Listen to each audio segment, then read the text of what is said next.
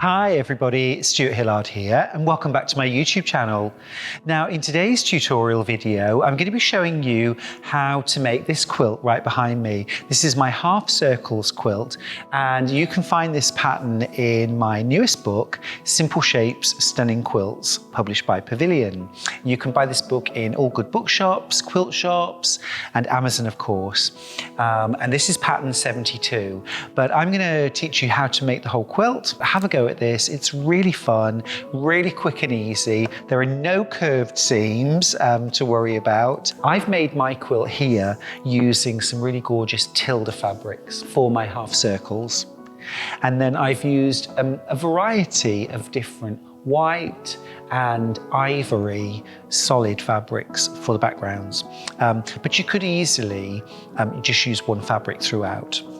Now this pattern is really layer cake friendly. So you could use one pack of fabric layer cakes for the circles.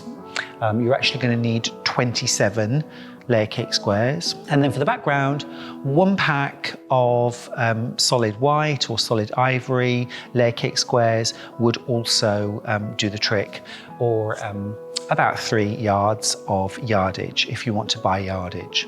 You could just as easily use fat quarters or half meters as well. But let's actually get on to making the quilt. Now, to make my half circles quilt, you're going to need to start by cutting out some of your background fabrics. And what you're going to do is you're going to cut out 27 10-inch squares. So I've already got this cut out. Now, if you're using yardage, you'll need to cut them out. If you're using a layer cake, then they're already cut out and you can get straight to the fun stuff. So you'll need 27 of these 10-inch squares cut out, and they're for the backgrounds. Now you're also going to need to cut some rectangles of fabric. And you're going to need to cut out 12 of these. I know they look like squares, but they're not. These are 5 inches by 5 1/4 inches, and you're going to need 12 of these. So cut those out from the remainder of your layer cake and then put them to one side. Now then, from your coloured or patterned layer cake, what you're going to need to do is you're going to prepare some circles, and rather than piecing, we're going to actually applique these. So you're going to need some fusible web. So Vlysofix, Bonder web, Steamer Seam Light, Heat and Bond, any of these are all going to work. They're all essentially doing the same thing. They're a backing paper or parchment that then has a fine layer of fusible sprayed onto them. And that fusible, when transferred to fabric, will stick it to another fabric. So what you want to do is cut out a piece of fusible web. And that piece of fusible web needs to be roughly 9 inches square. And then what you're going to do is you're going to grab your layer cake square and you're going to iron the fusible web to the wrong side of your layer cake square. Now you need to make sure when you're doing this that you have got the fusible against the wrong side of the fabric. And the easiest way to tell which is the fusible side is to feel it, because it will feel a little bit rougher than the paper side, which is much smoother. Okay, so you're going to iron that fusible web to the wrong side. Now, you're going to need to make yourself a little template, but this is easy to do. You just need an 8-inch diameter circle. Now, I'm a big fan of AccuQuilt, and I've got my Go Big circles. And one of the 4 sizes of circle on there is an 8-inch circle. But you can also get an 8-inch circle for using with your Go machine if you're an AccuQuilter. If you're not, then you can draw an 8-inch diameter circle, use a protractor, or even something of a similar size. I mean, it doesn't have to be exact. If you can find a T-plate that's about 8 inches in diameter, draw around that onto your fusible web and then cut out your circle. So here's one that I've already done. So I've got my 8-inch circle all cut out. It's still got the paper backed web on it. So what I'm going to need to do now is to remove that paper. Now my top tip for removing the paper is to use a pin and to actually scratch an X through the paper. Now you need to be quite careful here because you don't want to press so hard that you go through into the fabric, but you want to put enough pressure so that it actually goes right through the paper. And you can see there that that paper now is going to lift up really, really easily and mean that we can peel that paper off very cleanly. Now, peeling the paper from the center outwards means that the outer edge of the circle or any applique isn't being disturbed or pulled, which could quite easily distort it. So now I've got my fabric and it just has a layer of fusible attached to it. Now then, what I'm going to do is I'm going to grab one of my squares of white fabric. So this is a 10 by 10 square of fabric, and I'm going to fold it into half. And I'm going to lightly finger press that fabric. So I folded it in half and just lightly finger pressed it. Now, take my advice here and don't iron that crease. You don't need the crease to be that strong. And if you iron it, you can end up putting such a permanent crease into your fabric that you'll never get rid of it. And we don't want that.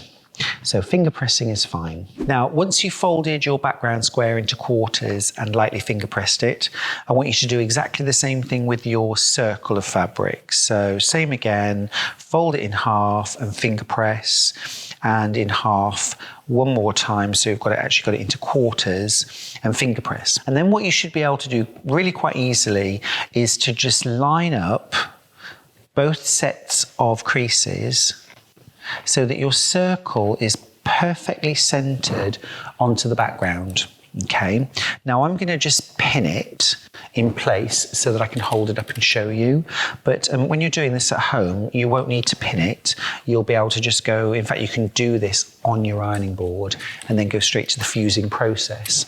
Now, I've pinned this circle on just so I can show you what I'm doing, but you could do this at your ironing board and then you don't need to pin the circle in place. But I've just lined up the creases on the circle and on the background in all 4 quarters, which just means that the circle is now perfectly centered. All right, and then what I'm going to do is just go to my pressing surface. I can get rid of those pins and then just fuse the circle in place. When you're using fusible web, you just want to make sure that you're using the correct heat setting for the fusible that you're using and also the fabric that you're using. So most of the time with most fusibles, the advice is to use the same heat setting that you would use on the fabric. On cotton, a 3-spot or a hot iron is usually fine, but always refer to the manufacturer's instructions because they do vary a little bit. So I'm just pressing quite carefully over the whole surface. I want to make sure that I'm not wrinkling the edges of my circle at all. Okay, so that's done now. My circle's fused into place. I need to now stitch it into place. And there's a few options. I could use a zigzag, which would neaten the edges. I could use a decorative stitch. I could even perhaps use a straight edge and embrace that slightly raw edge. But I'm going to use a blanket stitch on my banana. I'm going to use it at its normal setting. What I am going to do is just at the very, very start of my stitching, I'm going to use a very, very short straight stitch. And I'm just going to do a few little stitches at the start, just to secure my line of thread.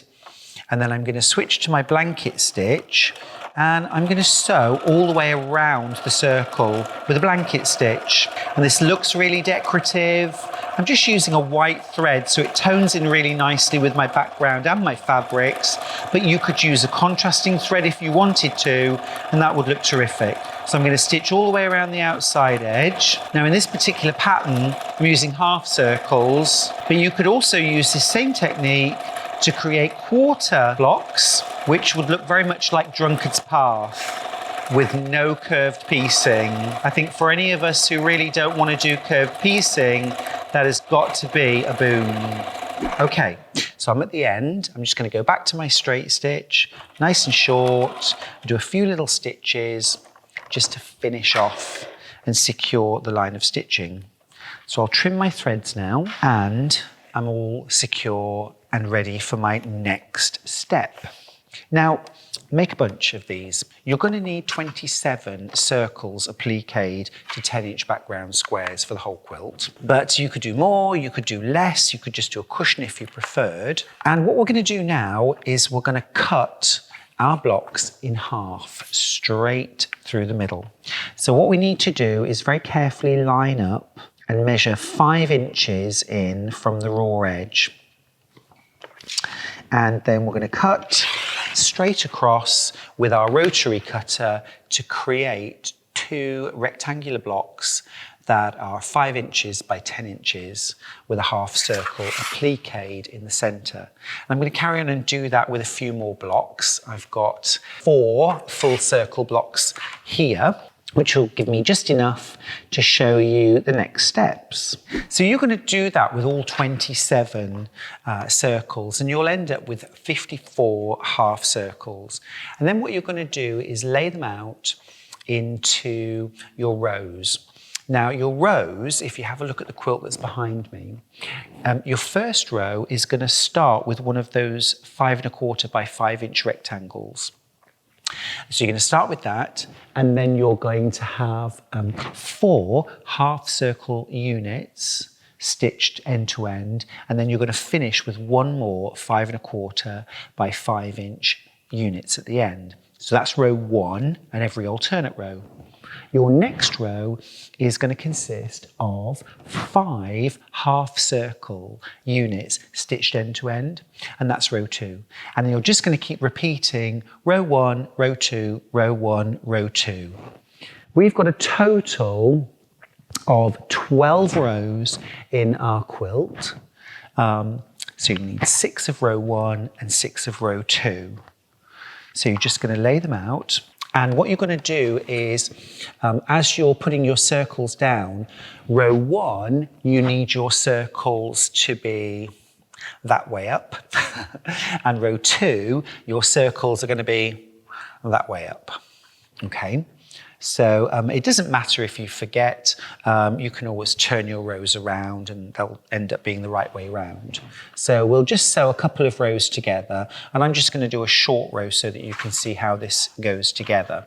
So I'm going to switch back to my 1/4 inch foot now on my sewing machine and go back to a straight stitch, normal stitch length. And then I'm going to start with my row 1. So that means I need to sew a 5 1/4 by 5 inch rectangle to my first half circle. And then I'm just going to add 1 more half circle. So just make sure you pick a different print. Now, obviously you're going to have 27 different options here. So something like a design wall or laying your fabrics out, perhaps on the floor or on a bed, is going to be really helpful. I think I'll just add 1 more half circle to the mix. And then at the very end, I'm going to put 1 more 5 1/4 by 5 inch rectangle. Now, obviously, when you make your quilt, you'll need to have more units sewn together, unless you want a smaller quilt. So this is what row 1 should look like, but longer.